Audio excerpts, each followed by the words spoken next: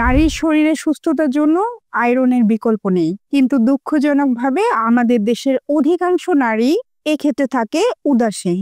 আয়রনের ঘাটতি থাকলে তা ক্লান্তি, ক্রমাগত মাথা ব্যথা এবং দাঁড়িয়ে থাকলে মাথা ঘোরার মতো সমস্যার সৃষ্টি করতে পারে। বেশিরভাগ ক্ষেত্রে এ ধরনের সমস্যাকে কেবল ক্লান্তি বলেই উড়িয়ে দেওয়া হয়। আয়রনের সমস্যা দূর করতে প্রত্যেক নারীর কিছু আয়রন সমৃদ্ধ খাবার খাওয়া উচিত। চলুন তাহলে জেনে নেওয়া যাক সেই খাবারগুলো কি কি।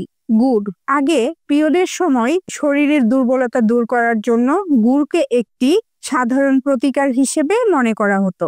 এটি আয়রনের পরিমাণ বাড়ায় এবং চিনির আকাঙ্ক্ষা স্বাস্থ্যকর উপায়ে হ্রাস করে। প্রতি 100 গ্রাম গুড়ে প্রায় 11 মিলিগ্রাম আয়রন থাকে। চা, মিষ্টি বা পাউরুটিতে সাদা চিনি ব্যবহার না করে গুড় ব্যবহার করুন। পালং শাক। পালং শাক নানা পুষ্টিগুণে ভরপুর।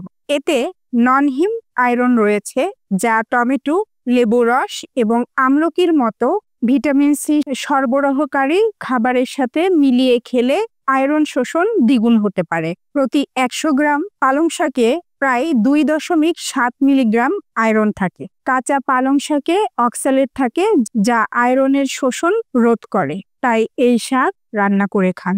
মসুর ডাল। ডাল খাদ্য তালিকার একটি অবিচ্ছেদ্য অংশ। এই ডাল আয়রন, ফাইবার এবং প্রোটিনে পূর্ণ। যাদের শরীরে আয়রনের ঘাটতি আছে তাদের প্রতিদিন মসুর ডাল খাওয়া উচিত। প্রতি 100 গ্রাম কাঁচা মসুরের ডালে 79 মিলিগ্রাম আয়রন থাকে। খেজুর।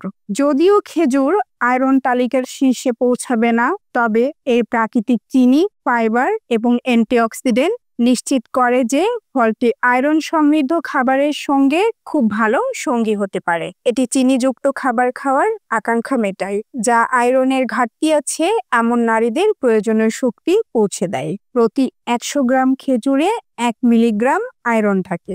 বিটরুট। হিমোগ্লোবিনের মাত্রা বাড়াতে বিটরুট দীর্ঘদিন ধরে ব্যবহার হয়ে আসছে।